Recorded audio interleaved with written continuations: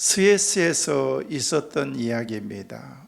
실제로 그가 믿음을 지키면서 나중에는 결국 그가 순교의 자리까지 나갈 수밖에 없었습니다. 믿음의 사람인 이 한 순교자가 이제 장작더미를 산더미처럼 쌓아놓고서 신발을 벗고 맨발로 그 장작더미 위로 올라가고 있었습니다. 이제 막 불을 질러서 화형을 처형하려고 하는, 집행하려고 하는 그 순간 자기 화형 집행을 감독하던 치안 판사를 부르면서 이렇게 얘기했습니다. 당신이 나한테 좀 왔으면 좋겠다. 가까이 왔으면 좋겠다. 그래서 갑자기 그 의문의 메시지를 받았던 판사가 어쩔 줄 모르면서 화형장에 올라가는 그 가까이에 갔습니다. 그때 그 순교자는 이렇게 얘기했습니다. 재판관님, 죄송하지만 당신의 손을 내 가슴에 얹어서 내가 뛰는 심장 박동 소리를 당신이 들었으면 좋겠다. 만약 저의 심장이 평상시보다도 조금이라도 빠르게 뛴다든지 불규칙하게 뛴다면은 저의 종교를 믿지 마시고 저의 하나님을 부인하셔도 좋습니다. 라고 그렇게 이야기했습니다. 그렇지 않아도 순교의 그 자리에 나가는 그런 그 사람의 표정을 보면서 너무 담담하게, 의연하게, 의아하게 전혀 떨지 않고서 순교의 그 자리까지 나가는 그런 그 사람의 모습을 보면서 저 사람은 뭔가? 라는 그런 생각을 가지고 있었던 이 판사가 그의 가슴에 손을 얹으면서 깜짝 놀랐던 것입니다.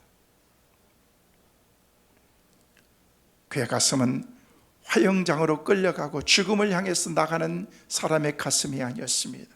마치 침대에 편안하게 누워서 잠자리에 드는 그런 그 사람의 그 평온한 그런 그 마음을 유지하면서 심장이 규칙적으로 그렇게 편안하게 뛰고 있었던 것입니다.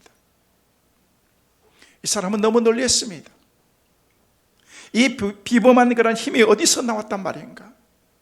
이 용기가 어디서 나온단 말인가? 죽음이라는 것은 모든 사람들에게 두려움을 가져다 주고 불안하게 만들고 근심 걱정하게 만드는 것이 죽음이라는 것인데 고통스러운 것이 될 수가 있을 텐데 어떻게 이렇게 태어날 수 있을 것인가? 어떻게 편안하게 그 죽음의 자리까지 나갈 수 있는 것인가? 주님이 예비하신 아름다운 영원한 집으로 들어가는 순간이기 때문에 어찌 불안하고 어찌 두려울 수 있겠느냐는 것입니다. 그것은 담대한 그의 믿음이었던 것입니다. 그래서 주의 모든 사람들에게 마지막에 자기의 죽음을 간장하는 그 재판관에게 내 죽음을 보면서 내가 편안하게 이 자리에 나가는 나의 모습을 보면서 당신도 하나님께 나갔으면 좋겠다라고 하는 그런 그 메시지를 남기고서 세상을 떠나게 되었던 것입니다. 우리가 잘 아는 D.L. 무디는 마지막 죽음의 순간에서 그는 이렇게 얘기를 했습니다. 세상과 점점 멀어지니 천국문이 열리는 것이 보이는구나. 마지막 죽음의 그 순간에 세상과 점점 멀어져 간다는 그런 느낌이 들면서 자기 마음속에는 이제 천국문이 환하게 열리는 것이 내게 보인다라고 그렇게 고백할 수 있었다는 것입니다. 여러분, 인생의 마지막 순간 천국문이 보이지 않는다면 어떻게 죽음의 그 문을 통과하기 위해서 편안한 그런 마음을 가질 수 있겠습니까? 기쁘게 죽음을 맞이할 수 없는 사람이 어찌 천국의 주인공이 될 수가 있겠느냐는 것입니다. 마지막 모습이 바로 그의 행방을 말해주는 것입니다. 그래서 우리는 담대한 그런 믿음을 가지고 평정을 잃지 아니하고 어떤 상황과 환경 가운데서도 흔들림이 없는 그런 신앙을 우리가 어떻게 가질 수 있을 것인가? 저는 말씀을 묵상하면서 말씀의 타이틀을 그렇게 잡았습니다. 담대한 믿음을 가지십시오. 따라하겠습니다. 담대한 믿음을 가지자. 담대한 믿음을 가지십시오. 할렐루야. 저는 오늘 예배에 참석한 여러분의 신앙이 담대한 신앙, 담대한 믿음이 되시기를 주의 이름으로 축원합니다.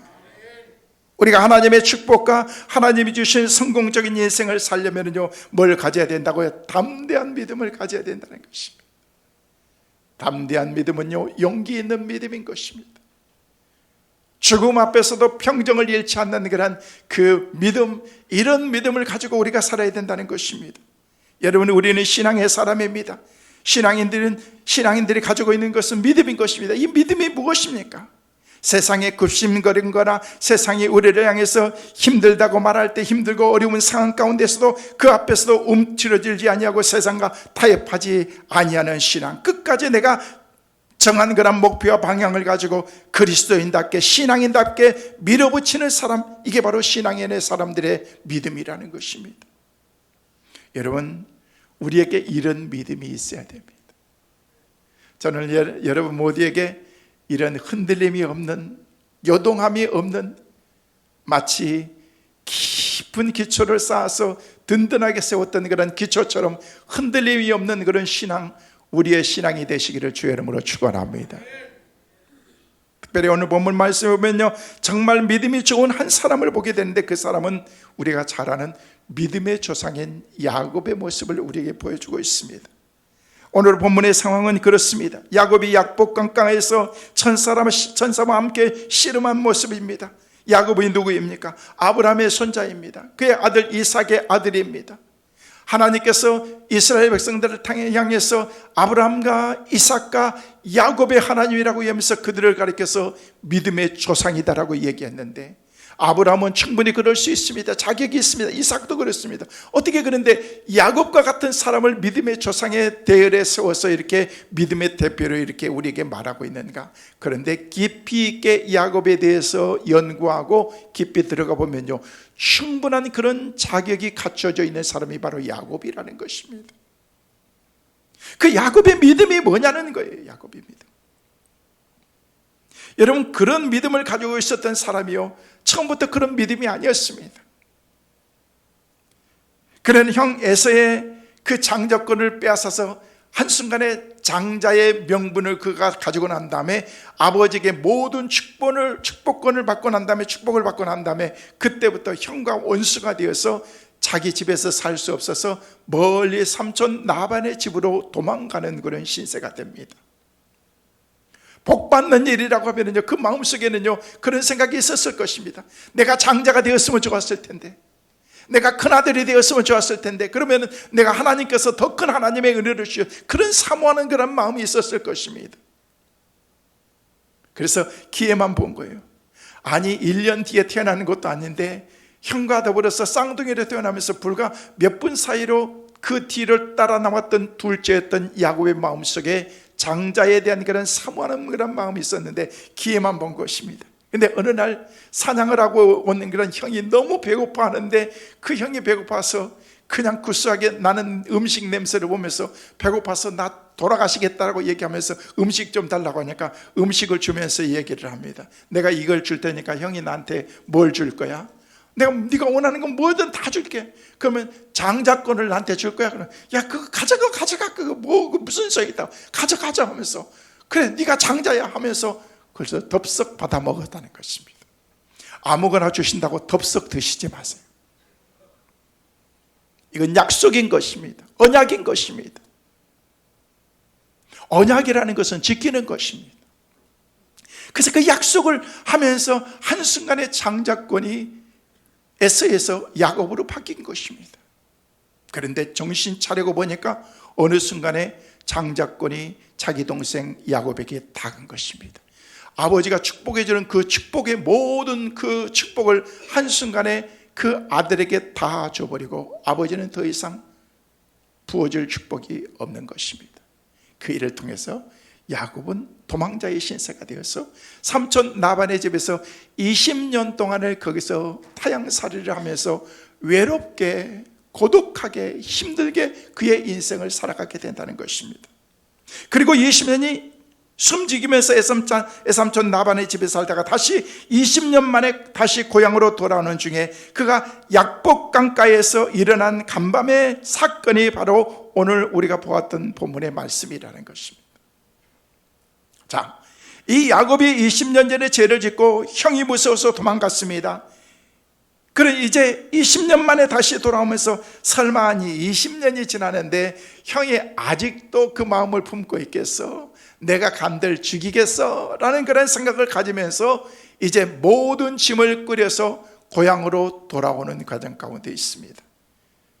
혹시 형이 어떤 마음이 있을지 모르니까 그 가운데서 많은 선물을 준비해서 먼저 선물로 보내고 자기의 식솔들과 자기 부인들과 그리고 가족들과 자녀들과 함께 보내고 난 다음에 모든 재산을 보내고 난 다음에 자기는 뒤에서 빠져서 비겁하게 지금 그렇게 나가고 있습니다. 그러면서 그 상황을 관망하고 보고 있는 것입니다. 근데 그 모습을 들었던 에서는요, 20년 만에 돌아오는 내 형제들, 내 가족들 생각하면서 그를 맞아주려고 하는 준비가 아니라 오기만 해봐라, 너는 내가 죽여버릴 거야. 그러면서 야, 병사들 다 모여. 1명, 2명, 3명 나오면 100명, 200명, 300명 무려 400명의 군사를 준비하면서 야곱의 온 가족들과 야곱을 죽이기 위해서 모든 준비를 다 마쳤던 것입니다.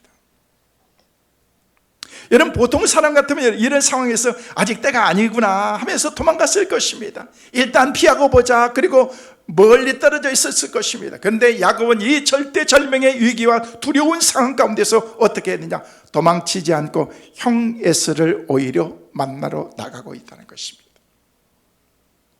죽이겠다고 분노해서 군사 400명을 거느리고 씩씩거리고 있는 형 앞에 야곱은 뚜벅뚜벅 지금 걸어가고 있는 것입니다. 그리고는요, 그 형에게 줄 모든 예물을 먼저 보냅니다. 염소와 양과 약대와 나귀와 수백 마리를 준비해서 형의 감정을 풀기 위해서, 내가 잘못했다는 것을 보여주기 위해서 선물을 보내고 야곱은 뒤따라 나가고 있다는 것입니다. 야곱은 대단한 사람입니다. 그 최악의 어려움 속에서, 최악의 위기 속에서 그 위기를 돌파할 수 있었던 야곱의 그 믿음은 뭐냐는 것입니다. 그래서 바로 야곱이 가지고 있었던 신실한 믿음이었던 것입니다. 결국 그 믿음 때문에 야곱은 위기를 모면할 수 있었고 죽을 고비에서 살아나고 다시 멋진 인생을 살 수 있게 되었다. 이게 창세기 말씀을 통해서 우리에게 주신 메시지인 것입니다. 여러분, 이것은 야곱의 사건이지만 오늘을 살아가고 있는 우리에게 주신 똑같은 하나님의 메시지인 것입니다. 힘들고 어려운 죽을 고비를 넘길 것 같은 그런 야곱의 삶처럼 우리도 하나님께서 우리 인생을 멋지게 만들어 주셔야 되지 않겠습니까? 저는 여러분이 그런 멋진 인생의 주인공들 다 되시기를 주의 이름으로 축원합니다. 그래서 저는 오늘을 살아가는 우리들이 어떻게 이 어려운 시기를, 어떻게 우리가 이런 현실들을 우리가 맞이하면서 우리가 최악의 상황을 최고의 축복된 그런 삶으로 바뀔 수 있을 것인가. 오늘 예배에 참여한 여러분 모두가 다 바로 야곱의 믿음을 가지셔서 반드시 여러분의 인생에도 어두움의 터널을 뚫고 지나가는 성공자들, 성공의 믿음의 사람들 꼭 되시기를 다시 한번 주의 이름으로 축원합니다. 그렇다면 우리가 어떤 믿음을 가져야 되는가? 야곱은 어떤 믿음이었는가? 세 가지를 말씀을 드립니다. 첫째로, 야곱은 하나님과 대면하는 용기 있는 그런 그 믿음이 그에게 있었다는 것입니다. 하나님을 만나고자 하는, 하나님을 만나서 대면하겠다는 그런 그 결단의 믿음이 그에게 있었다는 것입니다. 오늘 본문 24절 말씀에 보니까 이런 말씀을 하고 있습니다. 야곱이 홀로 남았다. 야곱은 홀로 남았더니 어떤 사람이 날이 새도록 야곱과 함께 씨름했다라고 얘기하는데, 야곱은 지금 혼자입니다. 아무도 없습니다. 외롭습니다. 여러분, 홀로 남았더니라는 이 지금 약복강가에 혼자 남았다는 것은요, 자기의 소유물이나 식구들이나 모든 것을 다 떠나버렸다는 것입니다. 이제는 아무것도 없습니다. 사랑하는 자녀도 아내들도 없습니다. 식솔도 없습니다. 내 스스로 알아서 해야 될 그런 상황과 환경 가운데 놓여 있는 것이 바로 지금 야곱이었다는 것입니다. 자기 혼자 남았다는 것입니다. 여러분, 혼자 남아있다는 것은 다른 말로 얘기하면요, 고독하다는 거예요. 고독하다는 것입니다. 여러분, 사람이 때로는요, 고독한 시간이 필요한 것입니다. 고독한 시간. 이 고독을 즐길 줄 모르면요 절대 우리는 성장이 없는 것입니다. 고독이라는 말은 다른 말로 이해하면요 우리 그리스도인들은 묵상의 시간, quiet time이라고 얘기합니다. 조용하게 생각하는 시간. 여러분, 우리는 많은 사람들이 외로워합니다. 군중 속에 외로움이라는 것이 있습니다. 많은 사람들과 더불어서 북적북적 하는데도 주위에 많은 사람과 교제하면서도 외로워합니다. 어쩔 수 없습니다. 인간이기 때문에. 근데 우리 인간들은요 그 외로움을 통해서 성장하는 거예요.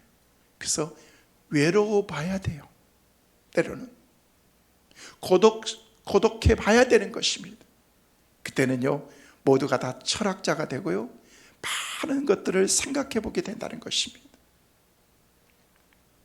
더더욱 하나님을 의지할 수밖에 없기 때문에 그렇습니다. 하나님 앞에서 연약하기 때문에 나를 발견할 수 있는 그런 그 순간 하나님이 내 삶을 도와주시지 않으면 안 된다라는 그런 그 마음이, 그 믿음이 그 마음속에 있기 때문에 그때는요 하나님과 1대1과의 그 만남의 용기가 그 가운데 있게 된다는 것입니다. 우리가 죄를 지었다고 무조건 하나님을 피해서 도망가는 사람은요 그것은 진짜 비겁한 사람인 것입니다. 여러분, 비록 내가 죄를 지었지만 우리는 그러면 그럴수록 더 하나님께 가까이 나가야 된다는 것입니다. 나의 죄를 하나님께 내어놓고서 내 자신을 하나님께 솔직하게 인정하고 하나님께 나가야 된다. 하나님, 난 너무 외로워요. 내 주위에 아무도 없는 것 같아요. 솔직하게 하나님께 말하는 거예요. 그때는 하나님과 만나는 거예요. 1대1 하나님과 만나. 근데 많은 사람들은 외로움은 그렇게 얘기합니다. 내 주위에 사람들이 다 떠난다. 왜 떠나느냐는 거예요. 외롭냐는 거예요. 여러분. 외로운 이유가 뭐냐는 거예요. 외로운 이유가 내가 너무 이기적이었어. 나 자신만 생각하기 때문에, 다른 사람에 대한 그런 배려가 없기 때문에 여러분, 그래서 외로운 것입니다. 그러면서 모든 문제를 다른 사람이, 이것은 남편의 문제야, 이것은 당신의 문제야, 자녀의 문제야, 부모의 문제야, 내가 저 사람을 만났기 때문에. 아니요, 그 사람의 문제가 아니라는 거예요. 나의 문제인 것입니다. 나의 문제. 누구 문제요? 목사님의 문제. 나의 문제, 내 문제. 따라하겠습니다. 모든 문제는 목사님의 문제다. 감사해요. 그래도 내 문제, 내 문제, 다른 사람의 문제가 아니라는 거예요. 여러분, 다른 사람에게 모든 것을 전가시키려고 하지 마세요. 나와 하나님과의 관계를, 그 관계만 바로 되면요 주위 사람들이 여러분 주위에 막 몰리기 시작할 것입니다. 안 외롭습니다. 안 외롭습니다. 외로운 시간이 어디 있습니까? 외로운 시간이. 그래서 많은 사람들은 외롭다고 사람들 앞에서 피합니다. 숨습니다. 하나님 앞에서 피할 수 없습니다. 세상에 어디에 숨는다고 해서 우리가 숨을 수 있습니까? 비겁하게 도망다니고 숨고, 그러면서 우리의 인생을 살기 때문에 더욱더 폐쇄적으로 우리의 인생을 살 수밖에 없는 것입니다. 내가 하나님 앞에서 용서받기 위해서 나왔다면 하나님과 솔직하게, 하나님, 내가 인생은 너무 나 자신만 생각하면서 이기적으로 산 것 같아요. 용서해 주세요. 이제부터는 하나님이 원하는 삶을 살게요. 여러분, 그런 마음을 가지고 우리가 주님 앞에 살기 시작하면요 하나님께서 주신 은혜의 깊은 자리에 나가서 하나님과 여러분 영혼이 잘 돼야 범사가 잘 될 수가 있는 거예요. 할렐루야. 영적으로 하나님의 관계가 바로 되면요 범사가 잘 되고 강건한 복도 주시고 만사가 형통한 하나님의 은혜를 우리 가운데 주신다는 것입니다. 오늘 이 자리에 나오신 여러분은 제가 볼 때 믿음의 사람들인 줄로 믿습니다. 그 믿음이 여러분을 살리게 될 줄로 믿습니다. 현대인들은 혼자 있는 것을 힘들어합니다. 그래서 혼자 있으면 견디지 못합니다. 누군가에게 연락해야, 전화를 해야 됩니다. 만나야 됩니다. 내 주위에 누군가가 같이 있어야 됩니다. 물론 좋은 것입니다. 그러나 여러분, 혼자 있는 시간도 때로는 필요한 것입니다. 야곱이 홀로 남았더니, 여러분, 야곱에게 지금까지 그런 시간 없었습니다. 이제 진짜 홀로 남으면서 그가 하나님을 만날 수 있는 그런 그 시간이, 축복된 시간이 그에게 찾아오게 된 것입니다. 아무도 없는 그런 외로운 시간에 처절하리 만큼 자기의 모든 재산을 다 잃어버리고 부인도 다 잃어버리고 자녀들도 다 잃어버리고 아무도 없는 그런 상황 가운데 의지할 수 있는 분은 딱 한 분밖에 없었다는 것입니다. 하나님밖에 없었던 것입니다. 여러분, 육신의 질병에는 의사를 만나야 되는 것처럼 우리 인생의 고독의 문제, 우리 삶의 불안의 문제, 하나님을 만날 때 해결될 줄로 믿습니다. 어둠이 빛을 만날 때 어둠이 물러가는 것처럼 우리가 하나님을 만날 때 우리 고독이라고 하는 그런 문제가 그 가운데서 해결될 수 있기 때문에 그렇습니다. 몇 년 전까지만 해도 전 세계 자살 1등이 헝가리였습니다. 근데 이제는요, OECD 가운데에서 우리나라가 1등으로 달리고 있죠. 여러분, 헝가리는 작은 나라입니다. 한 해 자살자가 4,000명 이상, 10만 명당 36명, 하루에 11명 정도. 그런데 그 가운데서도 헝가리 부다페스트라고 하는 그런 그 작은 마을은요, 그 마을 이름이요, 자살 마을입니다. 자살 마을. 얼마나 많은 사람들이 그냥 날만 새면 사람들이 죽는 거예요. 죽는 거예요. 왜 죽는 이유가 왜 그러는가 봤더니요, 그 자살전에는요, 그곳에는요, 환경적으로 고립된 그런 마을이었습니다. 사방이 다 막혀 있고 사방이 통하지 않습니다. 다른 마을들하고 왕래가 거의 없습니다. 지형적으로 고립이 되어 있습니다. 항상 1년 내내 짙은 안개와 구름이 가득히 끼어 있는 지역이 바로 부다페스트입니다. 그 지역에서 사는 사람들은요, 늘 우울합니다. 자살률이 제일 많은 곳입니다. 여러분, 스타벅스 커피 좋아하시잖아요. 스타벅스 커피의 원산지가 어딘 줄 아십니까? 미국의 시애틀. 그 지역은요, 1년 중에서 7, 80%가 날이 거의 흐립니다. 비 옵니다. 우중충한 그 지역입니다. 미국에서 자살률이 거의 상위권에 속한 곳이 바로 그곳입니다. 그래서 거기서 아주 센 커피가 나오면서 이제 전 세계적인 커피가 원산지가 되었습니다만은요, 우울하게 인생을 살지 마세요. 누가 그렇게 살고 싶습니까? 근데 왜 그렇게 사세요? 살지 마세요. 아멘. 즐겁게 사세요. 소풍처럼 사세요. 아싸! 그냥 사는 거예요. 삶은 얼마나 산다고. 우중충하게, 집도 밝게, 우중충하게, 옷도 우중충하게 입지 마세요. 밝게, 표정도 밝게. 교회 오면서 귀걸이는 언제 하시려고? 결혼식 갈 때만 하지 마요. 교회 올 때도 하고 오세요, 여러분. 반지도 끼고 루즈도 새빨갛게 치르고 괜찮아요, 여러분. 교회 올 때는 편안하게 주님 앞에 하는데 순수한 것도 좋은데 이쁘게 오라는 거예요. 이쁘게. 나는요, 그게 좋아. 결혼식 갈 때 보면요, 삐까번쩍하고 좀 그렇게 하는데 교회 올 때는 그러지 말고 이제 멋있게. 그러면요, 자세도 달라집니다. 제가 오늘 아우팅이기 때문에 캐주얼하게 이렇게 입었지만은요, 그 무더운 여름 날씨도 제가 넥타이 탁 메고, 여러분은 소대나시 입고 아주 시원한 에어컨 하면서 그러면서도 이렇게 있는데, 저는 어떤 날은 가운까지 입고 넥타이 탁 목철남 해가지고 이렇게 하고, 그런데도 여러분 품위를 잃지 않게 해서 다음 주부터는 이제 캐주얼도 다 지나갔습니다. 7, 8월은 이제 편안하게 했지만은요, 9월부터는, 내일이 9월이니까 내일부터는 복장들을 갖추세요. 교회 올 때는요, 이제 남자들은 넥타이 다 매시고, 언제 그거 우리가 입어보겠습니까? 주일날. 그러면서 자세를 갖추는 것입니다. 우중충하게 사는 그 사람들. 그래서 그 사람들은 계속 그렇게 살다 보니까 활동들이 이웃들하고 들락날락, 소통하는 이웃도 없고 그냥 혼자 사는 것입니다. 집에서 먹고 자고 혼자 사는 것입니다. 사람들과 교제도 없다 보니까 고독하게, 외롭게, 그리고 고독한 인생을, 외롭게 인생을 살다가 끝낸 사람들이 많이 있다는 거예요. 우중충하게 살지 마세요.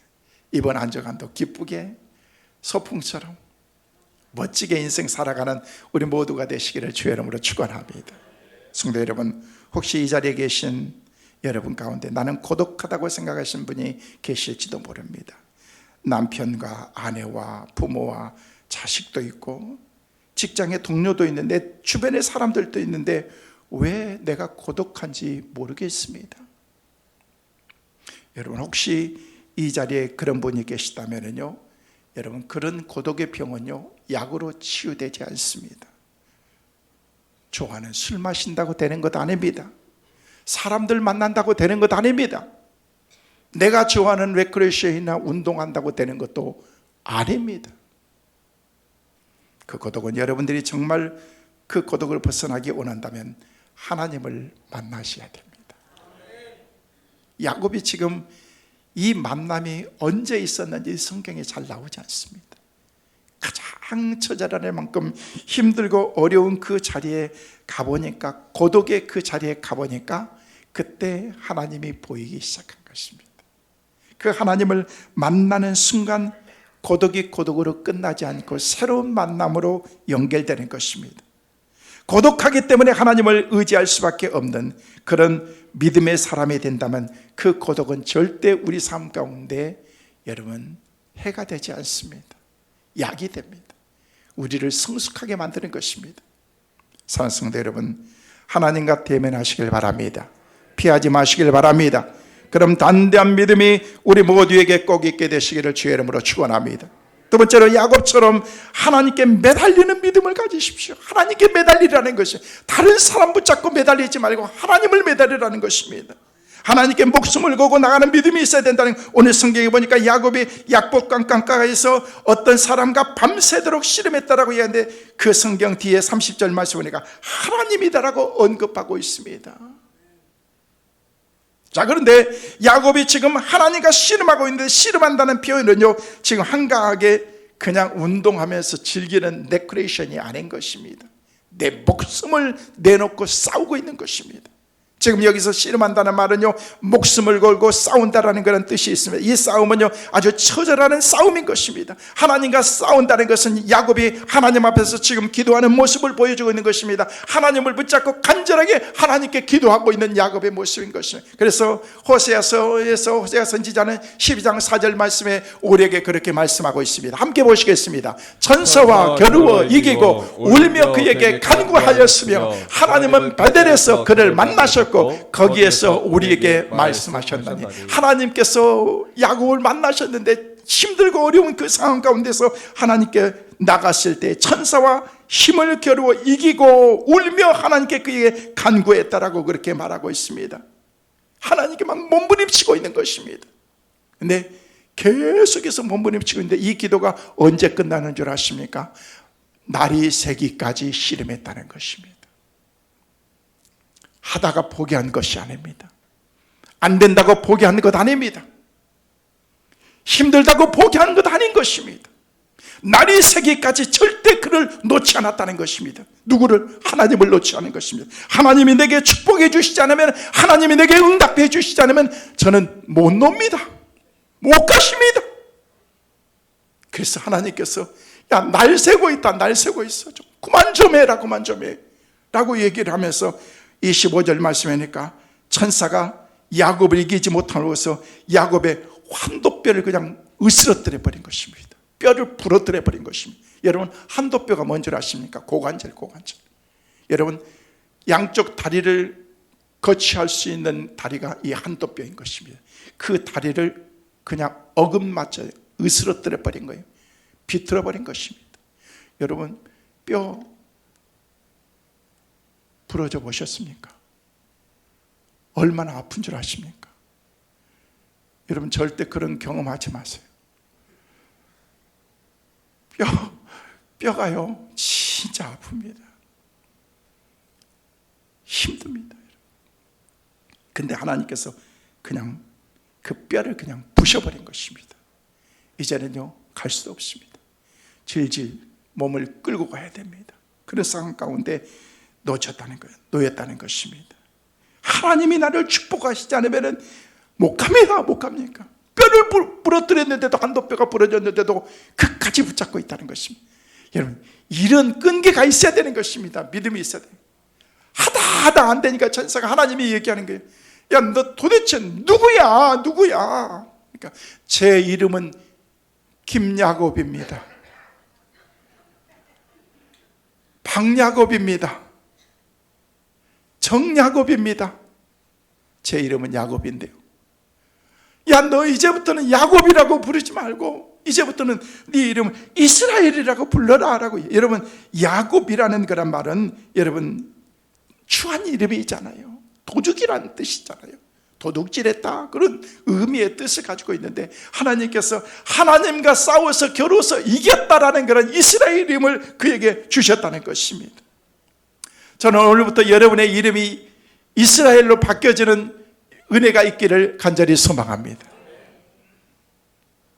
안이스라엘, 김이스라엘, 박이스라엘, 조이스라엘. 할렐루야. 여러분의 가정이 이스라엘로 바뀌어지기를 바랍니다. 너는 오늘부터 이스라엘이라, 이런 믿음이 우리에게 있어야 된다는 것입니다. 사랑하는 성도 여러분, 오늘 하나님 앞에 홀로 남겨지셨다면요, 이제 다 내려놓으세요. 그리고 하나님 한 분만 붙잡으세요. 그리고 이거 아니면 나 죽습니다, 이거 아니면 안 됩니다, 하나님이 나 살려주시지 않으면 안 됩니다 라는 그런 끈기 있는 신앙, 믿음, 야곱의 그 믿음이 여러분에게도 꼭 있게 되시기를 주의 이름으로 축원합니다. 마지막으로, 야곱이 이렇게 열정적으로 주님의 사람으로 세움받을 수 있었던 비결은요, 그에게 열정이 있었다는 것입니다. 열정이 그에게 있었기 때문에 그는 그 가운데서 승리할 수가 있었던 거예요. 열정이라는 것은 뭡니까? 뜨거움인 것입니다. 믿음이 있다는 것은 자신의 일에 미친다는 것입니다. 우리들이 성공하기를 원한다면요, 뭔가에 여러분 그 일에 열정을 가져야 된다는 것입니다. 그런 사람이 성공합니다. 하나님은 성실한 사람을 좋아하십니다. 하나님은 열정을 가지고 있는 사람을 좋아하십니다. 뭐든지 열심히 있는 사람, 다른 사람들 앞에서도 사소한 일이라고 할지라도 열정을 가진 사람, 우리 주변에 보면요, 참 사람들 많은데 어떤 사람은 모임에 가면 늘 리더의 자리에 서는 사람이 있는가 하면요, 어떤 사람은요 평생 가도 리더의 자리에 전혀 가지 못하는 사람들이 있습니다. 자기가 뭔 줄 아십니까? 왜 그런 줄 아십니까? 리더가 되는 것은 사람은요, 어떤 모양이든지 긍정적이고 열정이 있어야 된다. 야, 이 사람이 우리 그룹의 리더가 됐으면 좋겠다. 그러면서 그 사람을 리더로 세우는 거예요. 나이 먹었다고 세우는 거 아니에요. 그 사람에게 그런 열정이 있어야 된다는 것입니다. 여러분, 그렇게 하다 보면 사람들이 그 사람이 공동체의 리더라고 생각하는 것이죠. 그런데 오랫동안 그 모임에 나왔어도 늘 방관적이고 부정적이고 구경하는 사람들은요, 절대 리더가 될 수가 없습니다. 아니요, 그 사람들은 리더가 되어서도 안 되는 것입니다. 뭐 요즘 같은 세상에 그런 걸 왜 바쁜데 뭘 그런 걸 해, 쓸데없는 데 하지 마. 여러분, 그 사람들은요, 절대 그 사람들은 리더 자리에 못 갑니다. 갈 수 없습니다. 긍정적이고 열정적인 사람, 여러분, 성경은 구경꾼이 축복받는다는 얘기는 아무데도 없습니다. 비록 삭개오처럼 신체적인 결함이 있고 욕을 먹을지라도 예수님이 오셨을 때 내가 뽕나무 위에 올라가서라도 내가 주님을 만나야 됐다는 그런 그 열정이 있는 삭개오에게 구원이 임하고 온 가족이 구원받는 그런 하나님의 은혜가 그에게 임하는 것을 볼 수가 있습니다. 열정이.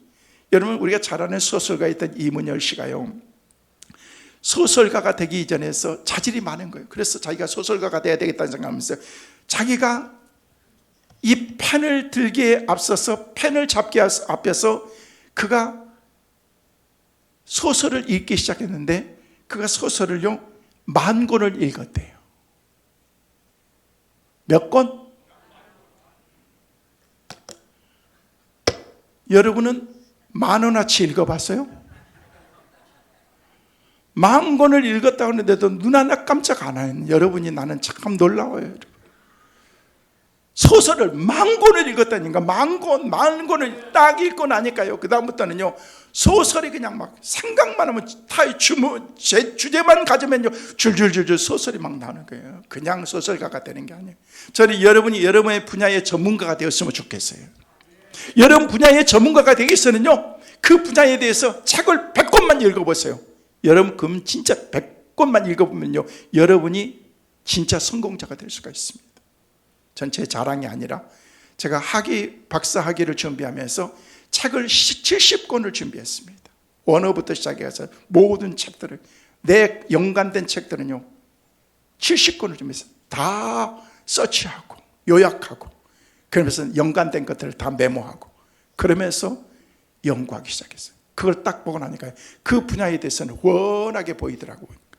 여러분이 100권이 아니라 10권만 여러분 분야의 그 분야의 책을 읽어보십시오.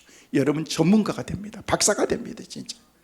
아니요, 단 한 권이라도 여러분이 여러분의 분야의 책을 연구하고 습득하면서 그것을 다 깊이 있게 여러분이 여러분의 것으로 묵상하면요, 그것은 여러분의 엄청난 지식을 여러분이 갖게 될 것입니다. 전문가가 되는 것입니다. 이게 뭔 줄 아세요? 열정인 것입니다. 열정. 그냥 해도 좋고 안 해도 좋고 아니면 말고, 우리가 하나님의 자녀가 되었고 예수 그리스도의 사람들이 되기로 결정했다면 세상에 어떤 유혹이 온다고 할지라도, 세상 어떤 어려움이 온다고 할지라도 나는 하나님의 자녀로서 내 본분을 잃지 않고 믿음 생활의 열정을 가지고 내가 달려나갈 때 하나님은 여러분을 야곱처럼 사개오처럼 하나님이 우리를 축복하실 줄로 믿습니다. 성공한 사람들의 특징이라는 것입니다. 아프리카에 있는 원숭이들이요, 원숭이들은 때를 지어서 살죠. 근데 원숭이들이 날만 새면 막 소리를 지르면서 그냥 나무 위에서 이 나무 저 나무 하루 종일 6시간 동안 원숭이들이 막 활동하면서 그러는데, 그러면서 먹이도 잡고 활동하면서 그러는데 원숭이들이 너무너무 건강한 거예요. 그런데 어느 때부터 원숭이들이 힘이 점점 없어지더라는 것입니다. 그러면서 원숭이들이 점점 아프고 수명이 짧아지고 죽어가는데 원인이 뭔가 봤더니 그 엄청난 산들을 국립공원으로 만들면서 사람들이 그곳에 오기 시작하면서 사람들이 오면서 계속 바나나도 사주고 먹을 것도 갖다 주고, 세상에 먹지 못했던 것들이 먹으니까 너무 맛있는 거예요. 원숭이들이 밖에 나가서 일 안 해도 돼요. 6시간 동안 막 땀 삘삘 흘리면서 일 안 해도 되는 거예요. 그러니까 사람들 있으면요, 사람 주위에 가서 어스렁어스렁하게 하면요, 바나나도 주고 캔디도 주고 초콜릿도 주고 다 주는 거예요, 여러분. 그러니까 너무 좋은 거예요. 근데 나중에 원숭이 보니까 원숭이가 고혈압, 당뇨, 비만이 걸려가지고 남에 올라가지도 못하고 원숭이들이 죽어가고 있더라는 것입니다. 국립공원에서 난리가 난 거예요. 더 이상 음식물 반입 불가, 동물들에게 음식물 주지 마세요. 국립공원 안에 있는 그런 호텔에서도 남는 음식은요, 깊이 파가지고 원숭이들이 먹지 못하도록 땅에 깊이 묻어버린 것입니다. 먹을 게 없습니다. 사람도 와도 주지도 않습니다. 그러니까 할 수 없이 원숭이들이 나무에 막 올라가는 거예요. 하루 종일 이제 막 일해야 되는 거예요. 나가서 열심히 일해야 먹을 수 있으니까. 다시 옛날처럼 나무를 타고 먹이를 구하면서 움직이기 시작하니까 거기서 치유의 역사가 일어나기 시작하더라는 것입니다. 저는 이야기를 들으면서 그런 생각을 해보았습니다. 하나님께서 왜 우리의 현실들을 주셨을까? 2025년 8월 30일이라고 하는 그런 현재를 살아가고 있는, 가장 최첨단의 멋진 인생을 살아가고 있는 그런 오늘의 현실들, 우리 같은 삶을 살았던 사람이 누가 있습니까? 우리 조상들이 절대 이런 삶을 살지 못했습니다. 옛날에 이승만 박사가 오늘 우리 같은 삶을 살아봤겠어요? 우리가 가지고 있는 핸드폰 이승만 박사님이 가지고 계셨겠어요? 택도 없는 거지. 박정희 대통령부터 시작해서 윤보선 그 사람들은요, 이거 누리지도 못했던 것들 우리는 마음껏 누리면서 살아가고 있는데 왜 우리는 점점 힘들냐는 거예요. 왜 더 어렵느냐는 거예요. 솔직히 말해 보십시오. 우리는 너무 교만한 거예요. 과학과 물질과 이성과 사고, 마치 성경에 등장하는 바벨탑을 지어놓고서 하늘처럼 높아지려고 하는 그런 그 교만이 우리 마음속에 있기 때문에, 그래서 점점 살면 살수록 어려워져가고 힘들고 어려운 것은 아닌가라는 그런 생각을 가져보게 된다는 것입니다. 사람들이 옛날처럼 하나님을 정말 순수하게 섬기고 기도하고 감사하고 작은 것 하나라도 놓고서 감사할 수 있는 그런 신앙이 되어야 되는데, 이런 마음들을 우리가 점점 잃어가고 있다는 것입니다. 점점 게을러지고 대충 살아도 먹고 살 수 있고 열심히 땀 흘리지 않아도 먹고 살 수 있는 세상이 되어버렸거든요. 그렇기 때문에 감사도 진실도 노력도 희생도 땀도 없는 그런 시대를 우리가 살아가고 있는 것입니다. 편안하게 살려고 하지 마십시오. 요즘에는요, 일 안 하면요 먹을 것 타죠. 일 안 하면요, 죄송해요, 굶어 돌아가셔야 돼요. 일 안 하는데 왜 먹고 살아요? 땀 흘려서 일해야 되는 거죠. 일 안 한다고 돈 나눠주고, 일 안 한다고 쌀 주고, 일 안 해도 지원비 주고 다 해줘. 그걸 왜 줘요? 땀 흘려서 일해야죠. 제가 우리 사무실에도 건강한 사람들이 와서 구제해달라면 도와주지 마세요. 가서 일하라고 그러세요. 저는 지나다니다가 외국 같은 데 가도 건강한 사람들이 돈 달라면 저는 절대 안 줍니다. 제 속으로 겁니다. 밖에 나가서 일하고 먹고 살아. 외면합니다. 몸이 불고 핸디캡을 가지고 있고 어린아이를 데리고 있다든지, 너무 나이가 들어서 거동이 불편하다든지, 그러면 내 주머니에 있는 거 털어서라도 난 도와줍니다. 편안하게 건강하게 사는 것, 여러분, 내가 잘 사는 것도 중요하지만은요, 그렇게 살려면 안 되는 거예요. 부지런해야 된다는 것입니다. 어쩌면 우리는 육신에 좀 더 편해졌는지 몰라도 우리의 영혼의 고혈압, 영혼의 당뇨병, 영혼의 비만으로 인해서 좀 심각한 그런 병 가운데 우리가 놓여져 있는 것은 아닌가 생각해 보는 것입니다. 성도님, 말씀을 맺습니다. 하나님은 다시 원래의 자리로 돌아오라고 말씀하십니다. 그 자리가 어디입니까? 약복강가입니다. 그래야 하나님을 만날 수 있기 때문에 그렇습니다. 그래서 우리를 이렇게 야곱처럼 약복강가로 계속해서 하나님께서 몰고 모시는지도 모르는 것입니다. 그래야 하나님을 의지할 수밖에 없기 때문에 그 옛날 생각하면서 옛날이 좋았지, 그때가 부러웠지, 아 옛날이요, 그런 생각하지 말라는 것입니다. 그 자리로 나가는 것은 중요한 것입니다. 우리는 하나님께 부르짖고 그리고 끈기와 인내를 가지고 다시 나를 세워줄 것을 간구하면서 담대한 그런 야곱과 같은 그런 신앙과 믿음으로 우리가 주님 앞에 나가야 되는 것입니다. 그리고 내 삶의 목표를 향해서 믿음을 갖고 뛰어나갈 때 오늘 우리의 삶이 다시 야곱처럼 회복되는 엄청난 은혜를 입게 될 줄로 믿습니다. 오늘 살아가는 이 시대에 어렵고 힘든 세상 앞에 오늘 이 자리에 계신 여러분 모두가 다 우리의 힘들고 어려운 현실들과 상황들을 다 이기기를 바라보면서 저는 오늘 이렇게 여러분을 축복하면서 오늘 말씀을 마치려고 합니다. 여러분 모두 담대한 믿음, 그리고 열정적인 믿음, 끈기 있는 믿음, 야곱과 같은 그런 믿음을 갖고 이번 한 주간도 살아가시기를 주의 이름으로 축원합니다.